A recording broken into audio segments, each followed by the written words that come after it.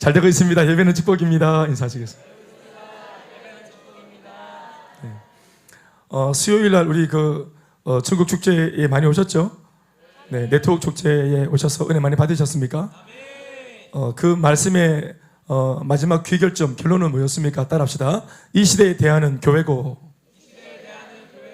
교회에 대하는 다음 세대다. 아멘. 그러니까 역학구도로 다시 풀어 설명을 하면은 이 시대에 대하는 바로 교회의 다음 세대다. 아멘, 아멘.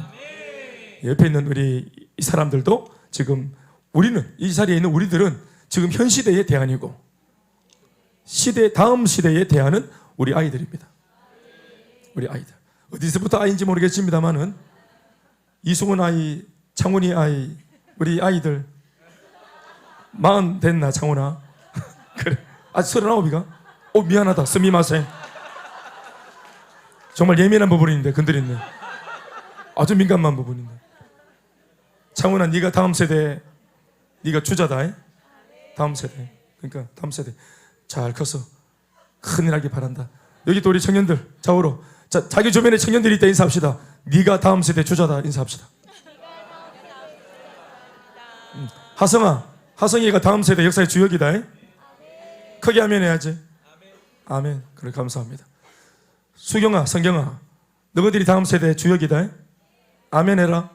아멘. 그렇지. 당연하지. 그 뒤에 앉아있는 자매 둘이는 지금 그늘이 져서 얼굴이 잘 안 보이네. 희란이 얼굴이가? 희란이 밝은 데로 좀 내려와봐라. 밝은 데로. 그 옆에는 누구? 윤이. 얼굴이 안 보이나? 원래 까만 얼굴이 아닌데 그죠? 그래, 내려서 얼굴 좀 보여줘봐라. 그래, 조금만 더 한씩 좀 내려온나? 이렇게 내려와서. 우리 교회에 사각지대가 있네. 불이 안 들어오는 데가 있네. 병준 전도사 아직 안 왔나?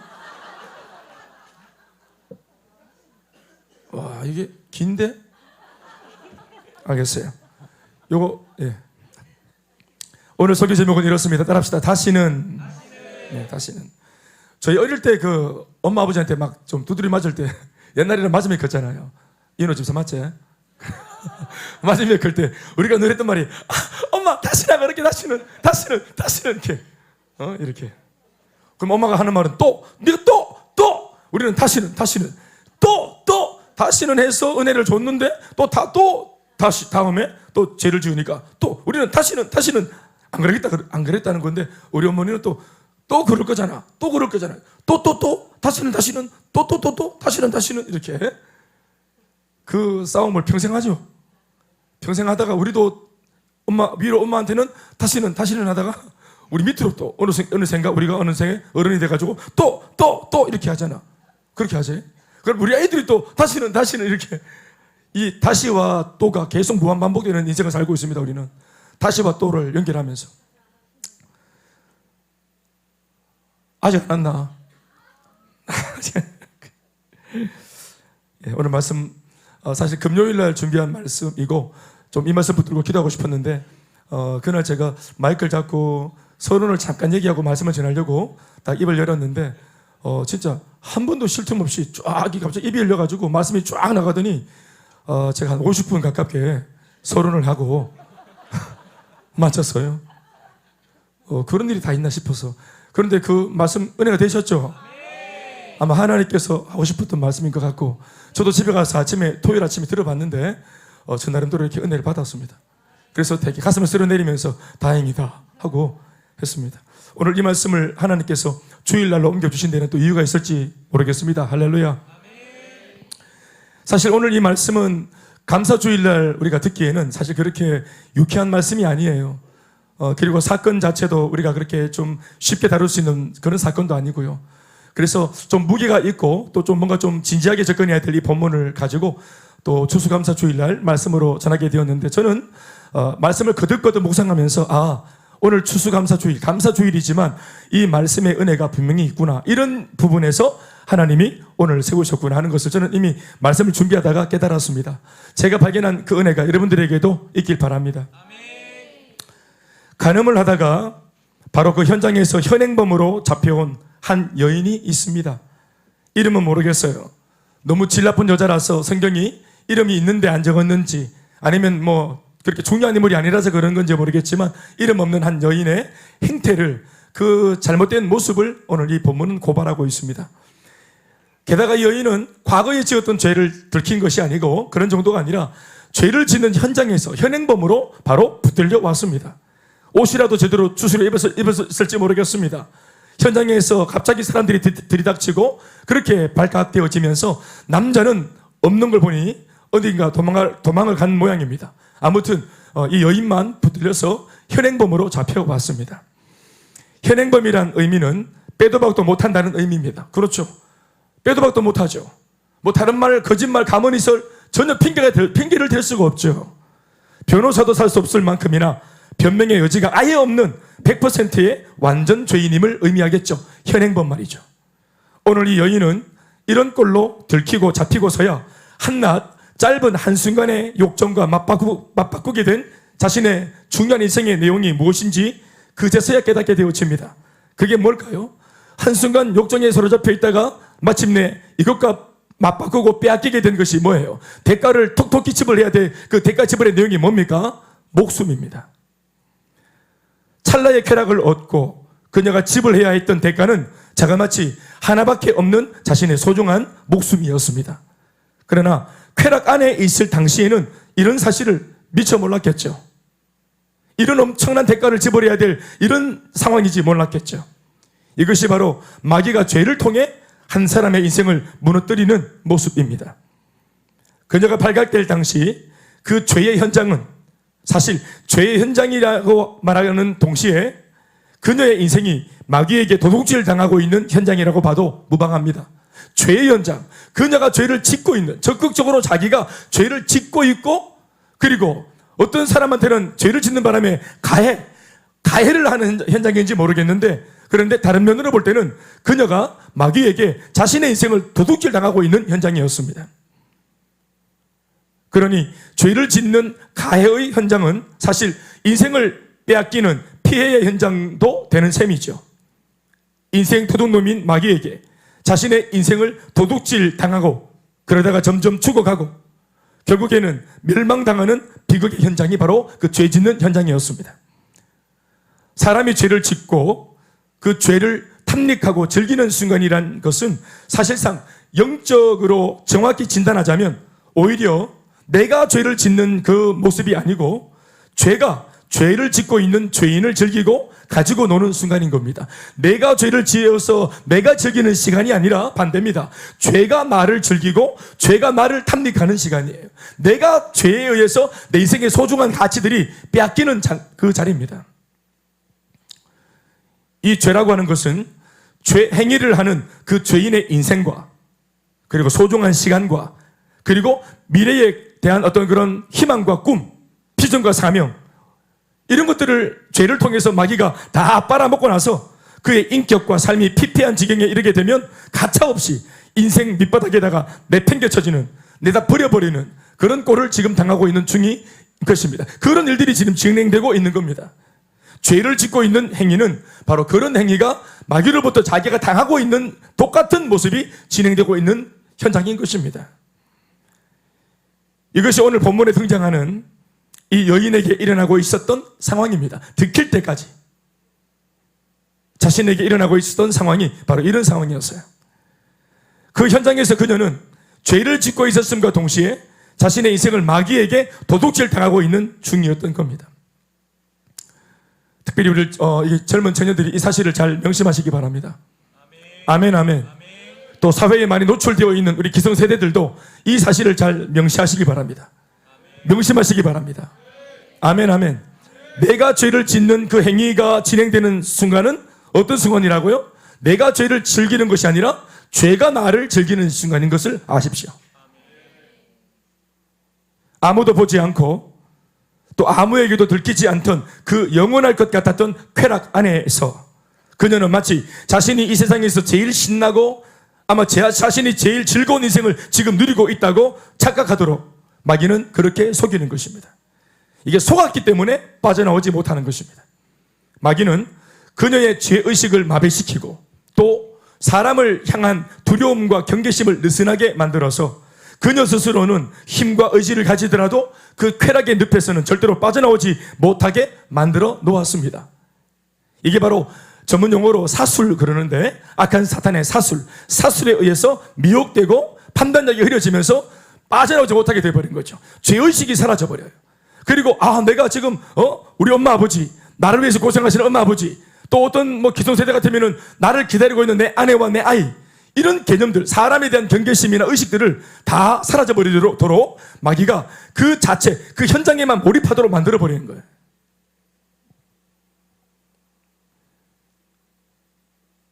그러다가 그 죄의 현장에서 누군가에게 들키고 발각이 된 상황이죠. 왜 들키게 되었을까요? 왜 들키는 상황이 만들어졌을까요? 이제까지 음지에서 실컷 가지고 놀던 이 여자의 죄를 만천하에 들추어내어서 치욕을 당하게 만들고 세상 사람들 모두에게, 심지어 가족들에게조차도 조롱당하고 거들당하게 만든 이후에 죽이고 내다 버리기로 마귀가 작정을 했기 때문에 들키도록 한 겁니다. 이제 현행범으로 잡혀온 이 여인에게는 당시의 관례와 율법의 규례를 따라 현장에서 직결 심판을 받고 돌에 맞아 짐승처럼 죽어야만 하는 일만 남아 있었습니다. 죽을 일만. 그러니 죄 현장을 사람에게 들키도록 만든 이 모든 연출은 이제는 더 이상 이용과 가치가 없는 이 여자를 죽이고자 하는 마귀의 음모가 틀림이 없습니다. 그러나 이 부분에 있어서 저 자신은 묵상을 하는 중에 또 다른 깨달음을 좀 가지게 되었습니다. 그래서 저는 방금 제가 이렇게 말을 했지만 제 생각은 좀 다릅니다. 그 이유를 설명하는 것은 어렵지 않고 매우 단순한데요. 예수님을 중심으로, 결국 이 사건의 핵심은 이 문제 만난 여자가, 죄를 지었던 여자가 예수님께 나온다는 거 아니겠어요? 그렇죠? 그러니까 예수님을 중심으로 이 사건을 바라보면 오늘 이 요란한 상황이 결코 우연이 아님을 금방 알게 되어집니다. 저는 죄 짓던 현장에서 사람들에 의해 들통이 났다고 하는 이 상황마저도 하나님의 섭리와 심지어는 하나님의 은혜가 작용을 했다고 봅니다. 이 상황을 여인의 입장에서 생각하자면 운이 없고 재수가 없는 상황일 뿐입니다만은 예수님을 중심으로 보자면 사람들에게 부끄럽고 수치스러운 그 죄의 현장이 민낯까지 완전히 까발려져서 발각이 된 이 상황은 결코 운이 나쁘거나 재수가 없는 상황만은 아닙니다. 오히려 이 발각과 들통 상황은 그녀에게 해롭지 않고 어떤 면에서는 유익할 것 같습니다. 이 여인의 인생 전체와 그리고 오늘 이 죄 짓는 이 순간까지 이 여인의 모든 삶을 송두리째 다 알고 계시는 전지전능하신 예수님께서는 사실상 그녀를 죽일 목적으로 만든 사탄의 이 계략을 오히려 그녀를 살릴 기회로 둔갑시켜 버리십니다. 사랑하는 여러분, 이것을 꼭 명심하십시오. 죄는 말입니다, 들켜야 멈출 수 있습니다. 죄는 들켜야 멈출 수 있습니다. 죄는 그 속성상 언제나 아무도 모르는 음지에서 시작된다는 것을 감안한다면 이 죄를 멈추게 하는 비결은 빛으로 나오는 것임도 알 수 있어야 됩니다. 언제나 아무도 보지 않는 중에, 그리고 딱 한 번만 죄를 음지에서 지으니까 아무도 모르겠지. 마귀도 말합니다. 아무도 모를 거야. 우리 청년들 군에 가서 죄 짓고 타락하고, 요즘에는 잘 모르겠습니다만은 우리 시절에는 남자들이 군에 가서 많이 타락을 했어요. 믿음 가진 우리 선배들도 군에 가서 많이 타락을 했어요. 왜 그렇습니까? 마귀가 속삭이겠죠. 공동체는 오픈이 되어 있는데 한 번 가는 군대 한 2년 넘는 세월 동안 특별한 사회에서 그럴 수밖에 없는 거예요. 욕을 하고 두드려 패고 내가 덜 고생을 하려면 남을 가해하고 모함을 하고 그렇게 해야 되거든요. 그리고 또 군발이 문화들이 그렇습니다. 휴가를 나오거나 하면은 부어라 마셔라 즐겨라 하면서 그게 마치 군 시절의 한때의 어떤 그런 자랑거리인 것처럼 그렇게 하는 거예요. 그걸 못하는 군인을 놓고 쪼다라고 합니다. 쪼다. 군에서 쪼다라고 해요. 전 쪼다 출신입니다. 이게 내 상황이 왜 니한테 아멘인지 모르겠지만 아무튼 그러니까 마귀가 아무도 모른다. 군에서 죄 짓는 거 아무도 모른다. 출장 나와서 죄 짓는 거 아무도 모른다. 어디 나가서 죄 짓는 거 아무도 모른다. 교회 방학이다. 이제 내가 멀리 떨어져서 죄 짓는 거 아무도 모른다. 학교에서 이제 월화수목금토 세상에 들어가서 죄 짓는 거 교회 사람들 아무도 모른다. 셀리더 모르고 목사님 모르고 아무도 모른다. 이렇게 딱 한 번만 누가 알겠어. 그래서 언제나 죄는 안 보이는 데서, 음지에서, 어두움에서, 거기서 시작합니다.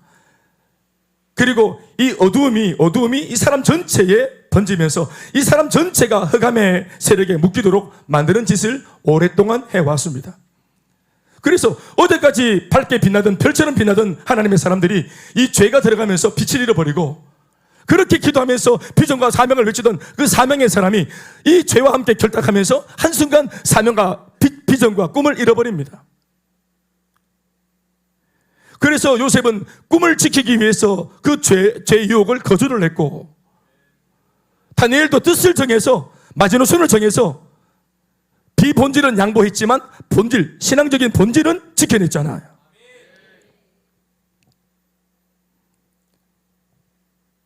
죄는 그 속성상 빛으로 나오면 어두움이 물러가는 그 역사와 함께 이 죄도 그때 멈추게 되어집니다. 어떤 면에서 보자면은 이런 장치가 아니고서는 죄 가운데 이미 진행이 되고 있는 가운데 빠져있는 이 사람은 자신에게서 나오는 죄를 멈출 수가 없어요. 스스로의 힘으로는 이걸 멈출 수가 없습니다. 들키면 그제서야 마비되었던 죄의식이 돌아오고, 또 잊고 있었던 사람에 대한 경계심이 되살아나면서, 아이고, 내가 지금 집에 누가 있는데, 내가 누구의 아들인데, 내가 누구 남편인데, 내가 아내인데, 내가 우리 엄마 아버지 기도하고 있는데, 이런 마음이 들겠죠. 아멘, 아멘. 그래서 들킨 뒤로는 죄가 주던 달콤함과 거짓 즐거움이 단번에 사라지고 마는 것입니다. 맛이 없고 재미가 없어져요. 들키면 재미가 없어져요. 죄는 들키면 멈춰집니다. 재미가 없어지면서 멈추는 것입니다. 그러나 멈췄다고 해서 다 끝난 것도 아닙니다. 멈춘 죄는 여기에서 더 나아가 완전히 끝이 나야 합니다. 그렇다면 죄는 무엇으로 끝이 나는 걸까요? 답이 뭐겠습니까? 죄는 언제 끝이 납니까? 들키면서 폭로되어지면서 멈춘 죄. 사실은 자기 스스로가 하나님께 나와서 회개하면서 들추어내면 내도 사실 멈춥니다만은, 아멘, 아멘. 셀리드에게 자기의 상황을 놓고 고민을 얘기한다든지 고발하면 멈춥니다, 일단은. 그러나 멈춘다고 해서 끝이 난 것은 아니라 했죠. 근데 끝나는 방법이 있어요. 어떻게 끝이 날까요? 용서입니다. 용서예요. 지은 죄가 끝이 나려면 용서를 받아야 끝이 납니다. 죄는 용서를 받음으로 해결이 되는 겁니다. 그러면 또 묻습니다. 죄를 끝내는 그런 용서는 누가 해주는 겁니까? 누구로부터 용서를 받아야 합니까? 그야 당연히 피해자겠죠. 내가 가해를 한 피해자가, 피해를 받은 사람이 용서를 해주고 소위 합의를 해줘야 끝이 나겠죠. 사람에게 피해를 줬으면 당연히 사람으로부터 용서를 구해 용서를 받아야 하고, 거기에다가 상해마저 끼쳤다면 배상을 하고 나서 용서를 받아야 되겠죠. 그러나 이것을 하십시오. 더 중요한 사실은 사람이 그렇게 해주는 용서로는 순간 모면은 될지 몰라도 죄인 안에 또아리를 틀고 있으면서 언제 다시 터져나올지 모를 그 죄의 욕구를 완전히 끝낼 수는 없는 노릇입니다. 죄 지은 사람 구형을 해서 감옥에 집어넣은들, 구속시켜 감옥에 집어넣어서 형을 살게 한들 이 사람의 그 악한 습관이 끊어집니까? 그 사람 속에 있는 본연의 죄의 욕구가 완전히 사라집니까? 그렇지 않습니다. 그러므로 죄를 끝장낼 진짜 용서는 사람이 아니라 사죄의 은혜를 주실 수 있는 예수님께로 가서 받아야 하는 것입니다. 우리가 죄를 지을 때 그 죄 행위로 인해 가장 극심한 피해를 입은 진짜 피해자는 바로 우리를 지으신 하나님. 아멘. 가장 큰, 죄를 지을 때 가장 큰 피해를 입으신 분은 우리를 지으신 하나님, 우리를 이 땅에 보내어주시고 기대를 하신 하나님, 그런 우리를 애타게 사랑하시는 바로 하나님이십니다. 우리를 사랑하다 못해 자신의 고귀한 아들마저 내어주신 하나님만 진짜 피해자시고, 가장 큰 상처는 우리를 위해 죽으신 예수님이 받으시는 것입니다. 그러니 죄인은 마땅히 예수님께로 가서 자신의 죄를 실토하고 회개해서 예수님이 주시는 사죄의 은혜 안에서 진정한 용서를 받아내야만 하는 것입니다. 그래야 이 죄가 끝이 납니다. 빌립보서 3장 18절 말씀에 이런 글을 적어 놓았습니다. 같이 읽습니다. 시작. 내가 여러 번 너희에게 말하였거니와 이제도 눈물을 흘리며 말하노니 여러 사람이 그리스도의 십자가의 원수로 행하느니라. 바울이 하는 말입니다. 이 빌립보 교회를 향해서 내가 여러 번 다시는 안 그러겠다, 다시는 안 그러겠다, 그러나 또 같은 죄를 반복하는 이 연약한 빌립보 성도들을 향해서 애타는 마음으로 바울이 자기가 세운 교회니까, 자기가 이전에 목회했던 성도들이고 자기 손을 거쳐서 지금 예수를 믿고 세워진 양육받은 제자들이니까 이렇게 여러 번, 안타까우니까 편지를 여러 번 썼어요. 내가 여러 번 너희에게 거듭 말하였거니와 지금도 다시 거듭해서 말하는 것은 수고롭지 않다. 내 간절한 소망이 뭔 줄 아니? 지금도 눈물을 흘리면서 간절히 바라는 내 마음의 염원이 뭔 줄 아니? 바로 너희 모든 사람들이 그리스도 앞에서, 십자가의 그 은혜 앞에서 원수로 행하지 않는 것이다. 너희들이 분명 그 십자가의 은혜를 경험하면서 울었고 감동을 받았고 주님 때문에 거듭났고 이렇게 행복한 삶을 살 수 있다는 게 감사하다고 말을 했는데, 그 주님의 은혜 때문이라고, 십자가의 은혜 때문이라고 말을 했는데, 우리가 그렇게 감격적이라 말했던 십자가의 은혜를 우리가 스스로 욕을 보인다면, 그 십자가의 은혜를 우리가 등지고 원수가 된다면, 나도 비통하지만 무엇보다 가장 큰 피해자는 주님이 아니시겠는가 하고 바울이 마음을 전하고 있는 것입니다. 히브리서 6장 4절에서 6절 말씀은 이런 말씀도 있어요. 시작. 한번 빛을 받고 하늘의 은사를 맛보고 성령에 참여한 바 되고 하나님의 선한 말씀과 내세의 능력을 맛보고도 타락한 자들은 다시 새롭게 하여 회개하게 할 수 없나니 이는 그들이 하나님의 아들을 다시 십자가에 못 박아 드러내놓고 욕되게 함이라.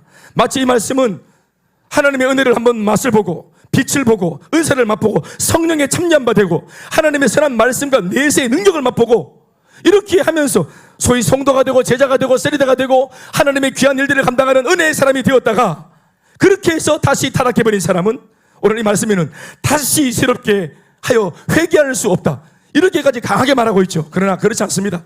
표현이 그런 것이지, 그럴 정도로 은혜 받은 자가 다시 은혜를 저버리는 행위, 개가 토한 것을 다시 먹고 돼지가 씻은 몸으로 다시 그 우리에 들어눕는 것과 똑같은 모습이라고 바울이 말하고 있는 것입니다. 왜 이렇게 강조하고 있습니까? 히브리 기자가 왜 이렇게 무서운 말로 하고 있습니까? 그만큼 정신을 차리고 마음을 지키고 받은 은혜에 대한 값을 하라고 하는 것입니다.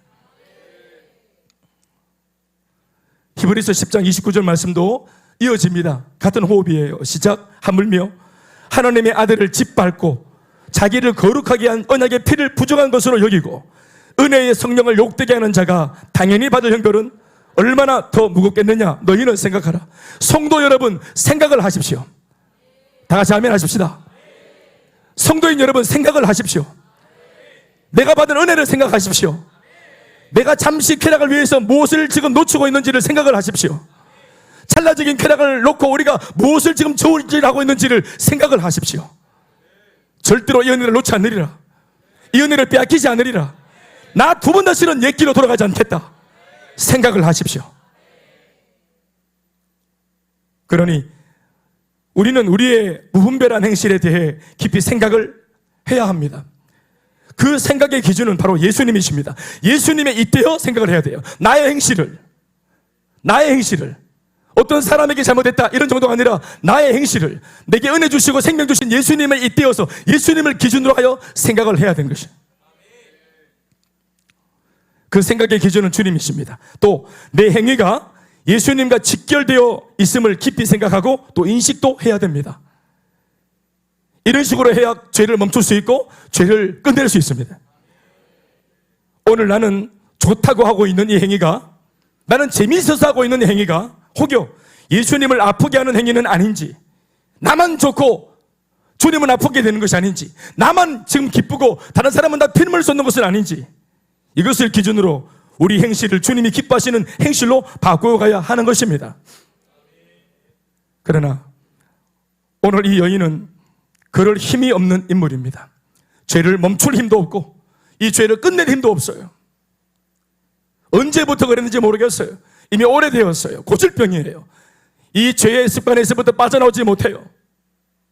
자기 주변에 지금 유대 땅에는 고귀한 분 예수님이 구세주로 오셔서 수많은 문제 만난 사람들, 질병 걸린 사람들, 이때까지 답보 상태에 있던 사람들은 예수님에 대한 정보가 없을지라도 들었던 복음 때문에라도 예수님 만나서 인생을 바꾸기 위해서 자기의 문제를 그치고 회복되기 위해서 예수님께 몰려갔어요. 아멘, 아멘.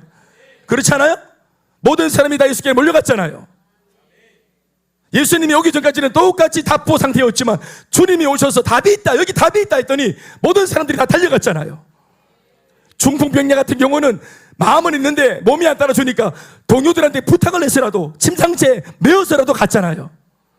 혈루병 걸린 여인은 자기 몸으로는 정상적인 사람과 섞일 수 없는 그런 불길한 몸임에도 불구하고 살고자, 이 문제를 그치고자, 회복되고자 하는 열망 때문에 무릅쓰고 사람들 사이를 비추고 들어가서 예수님 옷자락을 잡았잖아요. 모두가 간절했어요. 모두가 멈추고 싶었어요. 지금 잘못되어진 내 운명, 내 삶, 이거 멈추고 싶었어요. 가난도, 질병도, 문제도, 오래된 고질병, 가문의 가문을 이어 대대로 넘어온 이 모든 문제를 예수님을 기회로 삼아 멈추고 싶었어요. 그래서 염치불구하고 모두가 예수님께로 달려들었죠. 그런데 그 은혜를 받는, 그래서 누구는 주님 때문에 변화받고 회복되어지고 역전하는 그 동시간대에 이 여자는 아직까지도 배 가운데 뒹굴고 있었어요. 뭘 말할까요? 이 여자라고 예수에 대한 소문을 못 들었을까요? 이 여자라고 예수님의 기적에 대해서 못 들었을까요?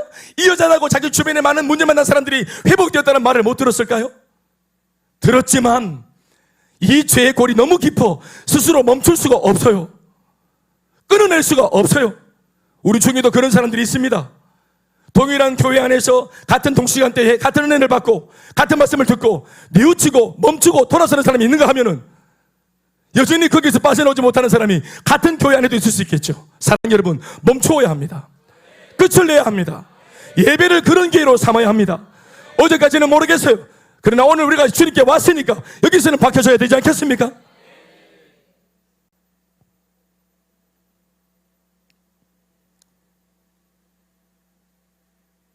그녀는 생각을 할 수 없을 만큼이나 죄에 완전히 묶여있는 그런 인물입니다. 그런데 이 여자 스스로는 해결할 수 없는 이 상황을 놓고 그녀에게 놀라운 일이 오늘 일어난 겁니다.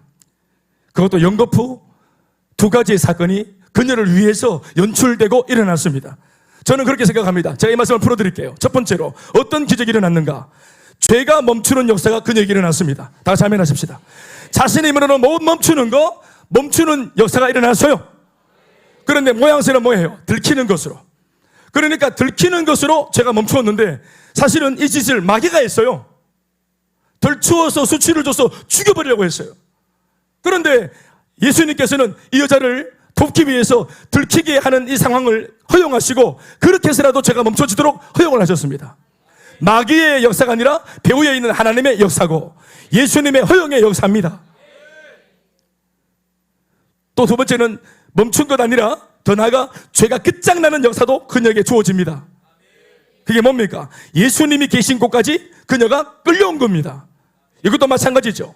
못된 사람들, 바리새인들, 율법이 날카롭게 서 있었던 사람들은 율법을 통해서 이 여자를 정죄하고 죽이고 심지어 예수를 욕보이기 위해서 예수님께 데려와서 곤란한 질문을 던져서 문제를 삼기 위해서 그런 마음으로 데려왔는데 예수님은 이것도 허용하셔서 그녀 스스로 주님께 못 나오니 이런 사람에게 끌려오는 모양새로 당신에게 나오도록 허용을 하신 것입니다.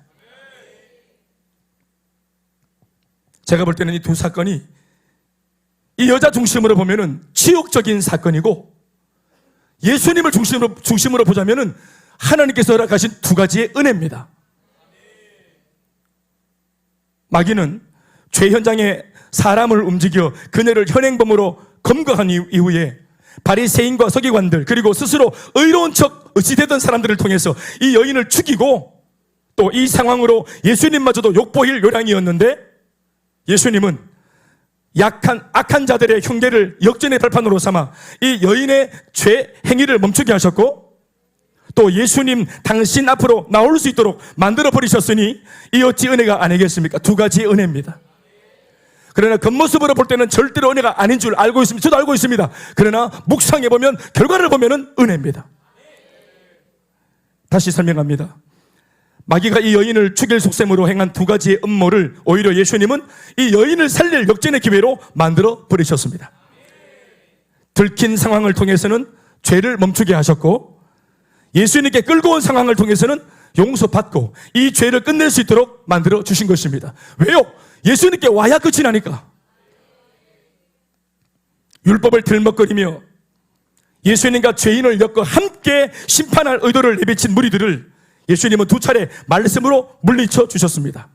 5절과 6절에 있는 말씀, 다 같이 시작.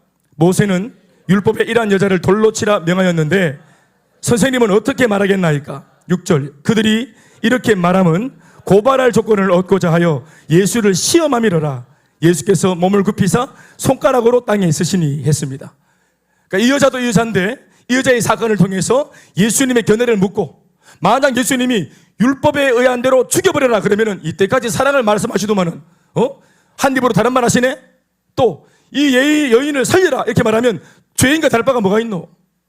이러면서 어떤 결론을 내려도 예수님에게 책잡을 그런 궁리로 좋은 기회로 삼아서 사람들이 예수님 욕보이고 여자도 처단하고 둘 다 그냥 다 같이 일거에 정리하기 위해서 몰고 온 겁니다.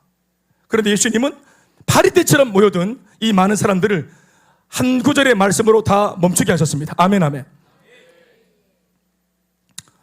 손가락으로 땅에 쓰시니 이렇게 말을 했죠. 사랑하는 여러분, 손가락으로 땅에 쓰셨더니 7절 말씀에 그들이 묻기를 맞이 아니하는지라. 아까 손가락으로 땅에 쓰신 것이 뭘까요? 뭘 썼는데 율법을 말하던 그들의 죄가 멈췄어요? 그들의 행위가 멈췄을까요? 율법적인 행위를 멈추게 하는 그 손가락으로 땅에 쓰신 그 내용이 뭘까요? 성경이 이것을 설명하고 있지 않기 때문에 우리는 나름대로 상상력이 좀 필요하겠죠. 무엇을 썼는지 모르겠지만 결과론적으로 그들의 날이 서 있던 율법적인 행위가 멈췄어요.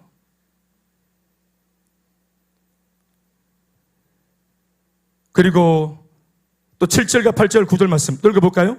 시작. 그들이 묻기를 맞이 아니하는지라. 이에 일어나 이르시되 너희 중에 죄 없는 자가 먼저 돌로 쳐라. 다시 몸을 굽혀 손가락으로 땅에 두 번째 또 땅에다가 뭘 쓰셨습니다.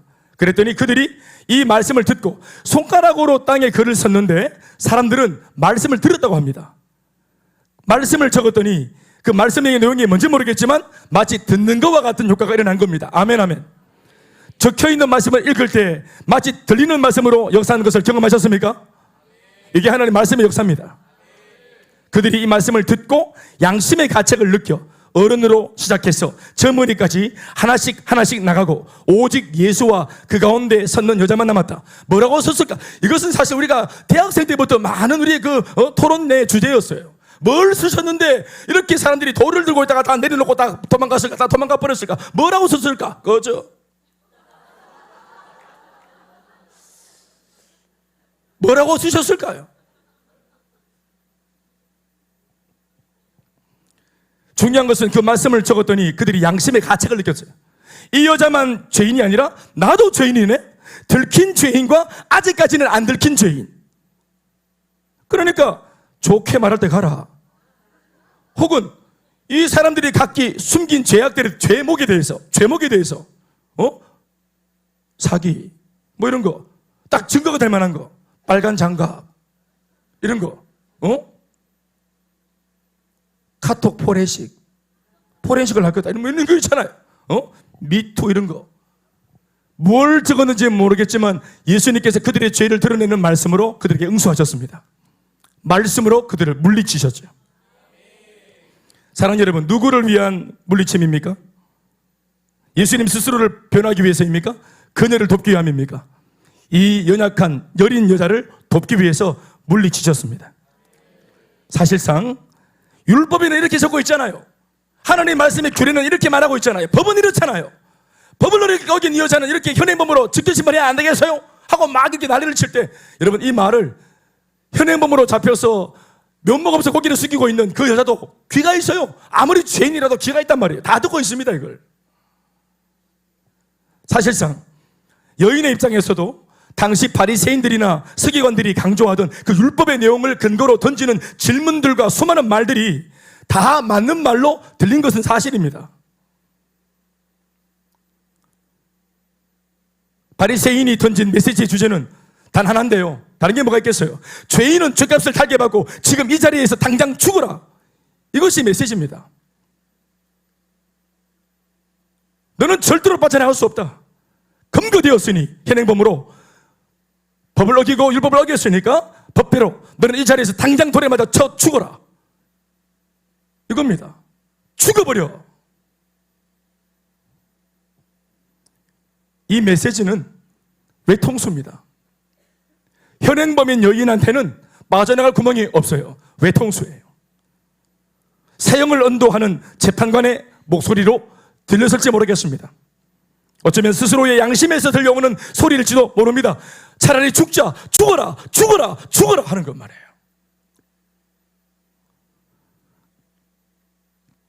아무리 예수님이라고 해도 오늘 이 난리통에 내가 어떤 존재인지를 다 아셨으니까 충격을 받으셨을 것이고 또 크게 실망을 하셨을 것이니까 이제 곧 돌아올 것은 이제 날아오는 돌밖에 없다.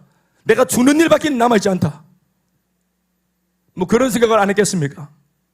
그런데 조금 이후에 떨리고 있는 그녀의 귀에 들려온 메시지는 이랬습니다. 7절 말씀에 적혀 있죠? 죄 없는 자가 먼저 돌로 쳐라. 죄 없는 자가 먼저 돌로 쳐라. 말을 바꾸면 뭡니까? 우리는 다 죄인이다. 누가 여자를 돌로 치겠노? 돌아가라 입니다. 그리고는 10절과 11절의 대화가 이어집니다. 다 같이 시작. 예수께서 10절 11절 시작. 예수께서 일어나사 여자 외에 아무도 없는 것을 보시고 이르시되 여자여 너를 고발하던 그들이 어디 있느냐? 너를 정죄한 자가 없느냐? 쉽게 말하면 다 돌아갔다. 여자여 아무도 없느니라. 모두 다 돌아갔다. 안심하라. 아무도 없느니라. 따라합시다. 아무도 없느니라. 너를 참수하고 고발하고 정죄하던 모든 사람들, 살기 등등해서 위협하던 모든 원수 같았던 사람들, 자기는 의롭고 당당한 것처럼 의시되던 그런 사람들 다 돌아갔다. 그리고 11절 말씀에 이렇게 물었더니 누가 있노? 한번 봐라 했더니 여자가 하는 말이 둘러보고는 하는 말은 주여 진짜 주님 말씀처럼 아무도 없나이다. 예수께서 이르시되 나도 너를 정죄하지 아니하노니. 사랑하는 여러분, 이런 말을 하는 것은 오히려 사죄의 은혜를 주실 수 있는 예수님만 할 수 있는 말씀입니다. 진정한 용서는 우리를 사랑하신 분, 우리를 창조하신 분, 우리를 구원하신 분에게서만 나올 수 있는 것입니다. 그분에게 자격이 있고 권한이 있는 것이에요. 나를 지으시고 창조하신 창조주에게 내 인생을 결정할 수 있는 그 권한이 있는 것입니다. 그런데 그분이 이미 빗나가고 타락하고 궤도에서 벗어나고 불법을 행한 나를 향해서 만약에 이게 그러니까 징계를 언도해버리면 징계를 받는 거죠. 그러나 예수님은 이 땅에 누구를 만나러 오셨습니까? 바로 이와 같은 여인을, 이 죄인을 찾고 만나기 위해서 오셨습니다. 건강한 사람, 의인에게 소용이 없고 건강하지 못한 병자에게라야 의원은 소용이 있다. 나는 마음의 병이 걸리고 인생에 병 걸린 사람 만나러 왔다. 나는 마음이 가난한 자, 포로된 자, 눈먼 자, 눌린 자를 만나러 왔다. 그들에게 은혜를 베풀어 줘서 그들을 자유하게 하고 해방해 주기 위해서 왔다. 이것이 예수님이 이 땅에 오신 목적입니다. 이곳에 예수를 보내신 하나님의 목적이십니다. 오늘 예수님은 우연히 여자를 만난 것이 아니라 너무 정확하게 당신이 만나고자 했던 목적했던 그 여자를 만난 것입니다. 이 여자는 예수님의 목적입니다. 이 죄인이 바로 예수님의 목적입니다.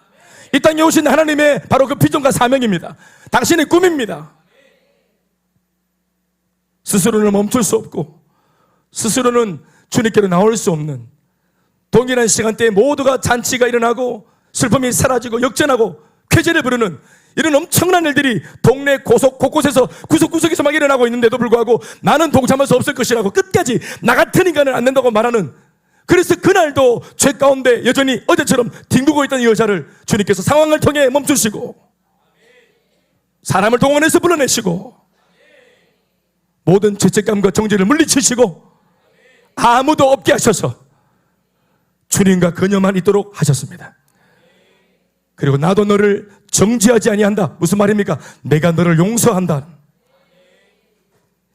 여기에서 제일 중요한 백미는 뭐냐? 용서보다 더 중요한 백미는 뭐냐? 나도 너를 정죄하지 아니하노니 가서 다시는 죄를 범하지 마라. 사랑하는 여러분, 다시의 은혜가 그녀에게 지금 들려오고 있습니다. 말씀 맺겠습니다. 다 망쳐서 실패로 끝나버린 인생에 눈꽃만큼도 예상치 못했던 변수가 생겼습니다. 다시의 은혜. 나도 너를 정죄하지 아니하노니 돌아가 다시는 죄를 범하지 마라. 다시는 옛 길로 돌아가지 마라. 예수 믿기 전 우울하고 날마다 꿈이 없고 좌절하고 한숨 쉬던 그 삶으로 두 번 다시 돌아가지 마라. 광야의 삶이 조금 거칠고 어렵고 좀 빡세더라도 그래도 할 말이 있고 안 할 말이 있지, 나 다시 애굽으로 돌아가겠다 이런 말을 하는 것이 아닙니다. 홍해 건넌 거 모르고 다시 애굽으로 돌아가서 종살이 하리라 이런 말을 하는 것이 아닙니다. 물론 예수 믿고 홍해 바다 건너고 광야를 건너고 강한 땅에 입성하고 승승장구하는 것만 아니에요. 예수 믿는 사람들의 삶이. 예수 믿어도 고난이 있고 시련이 있어요. 그러나 옛길로 돌아가서는 안 됩니다. 그 수치와 모멸과 두 번 다시 경험하고 싶지 않던, 내 힘으로는 끊을 수 없던 그 죄의 구렁이에서 내가 빠져나오는 은혜를 우리가 받았는데 다시 그 길로 들어갈 수는 없는 것입니다.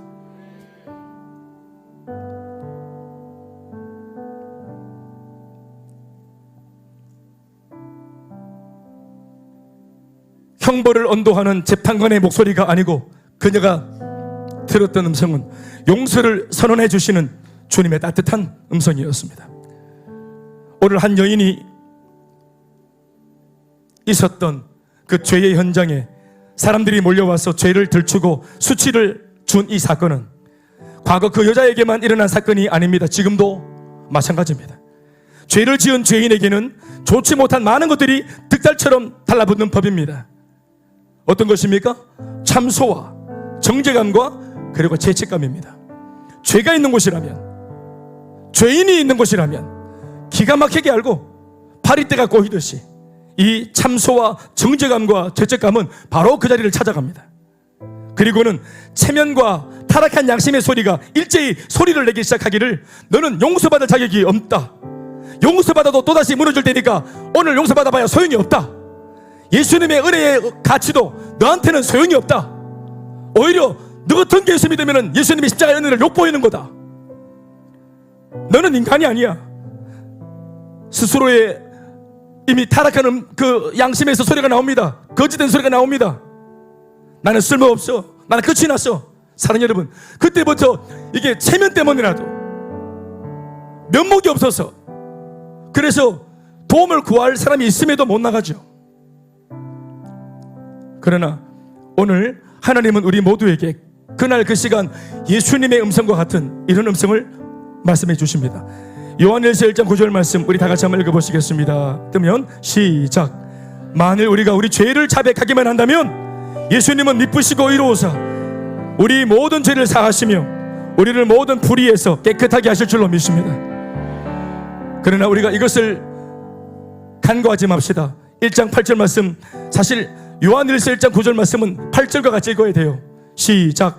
만일 우리가 죄가 없다고 말하면 스스로 속이고 또 진리가 우리 속에 있지 않을 것이요, 우리가 죄가 없다고 우기면 우리 또 못 멈춥니다. 멈출 수 있는 기회를 또 박탈당하는 거예요. 이거 체면 때문에, 뭐 면목 때문에, 또 뭐 내 예수 믿었던 관록 때문에 아닌 척 해버리면 또 멈출 수 있는 기회를 빼앗기고 끝낼 수 있는 기회를 또 빼앗기는 것입니다. 사랑하는 여러분, 좋지 못한 기억을 믿지 말고 용서를 하시는 주님의 말씀을 붙들고 그 말씀을 믿으시기 바랍니다. 시편 103편 12절로 14절 말씀, 참 은혜로운 말씀이 있죠. 우리의 형편을 아시는 주님, 우리가 죄를 지을 수밖에 없는 형편인 것을 이미 알고 있고 이해하시는 주님이십니다. 시작. 돈이 쇠에서 먼 것 같이 우리의 죄가를 우리에게서 멀리 옮기셨으니 아버지가 자식을 긍휼히 여김같이 여호와께서는 자기를 경외하는 자를 긍휼히 여기시나니. 왜요? 이는 그가 우리의 체질을 아시며 죄를 지을 수밖에 없고 유혹당하고 이 육신이 자극을 받고 육신의 정욕, 안목의 정욕, 이생의 사랑, 천년의 정욕에 노출되어 있는 우리의 약함과 이 체질을, 죄를 짓는 체질을 주님이 알고 계십니다. 우리가 단지 먼지뿐임을 주님은 알고 계십니다. 대단한 네가 이렇게 되었구나가 아니라 처음부터 주님은 죄 가운데 형편없는 모습인 것을 이미 알고 계십니다. 그러니 주님께 긍휼을 구하십시오. 은혜를 구하십시오. 이미 나를 알고 계시다잖아요. 그래서 안 했기 때문에 용서할 준비를 하시고 내게 필요한 것이 뭔지를 준비해서 기다리고 계시는 것입니다. 끝으로 이 음성을 들읍시다. 호세아 6장 1절에서 3절 말씀 다 같이 큰 목소리로 시작. 오라 우리가 여호와께 돌아가자. 여호와께서 우리를 찢으셨으나 토론하게 하실 것이요 우리를 치셨으나 싸매어 주실 것이라. 여호와께서 이틀 후에 우리를 살리시며 셋째 날에 우리를 일으키시니 우리가 그의 앞에서 살리라. 그러므로 우리가 여호와를 알자. 힘써 여호와를 알자. 그의 나타나심은 새벽빛 같이 여김없나니 비와 같이 땅을 저시는 늦은 비와 같이 우리에게 반드시 임하실 줄로 믿습니다. 그 은혜가 모두에게 있기를 주의 이름으로 축원합니다. 박수하시겠습니다.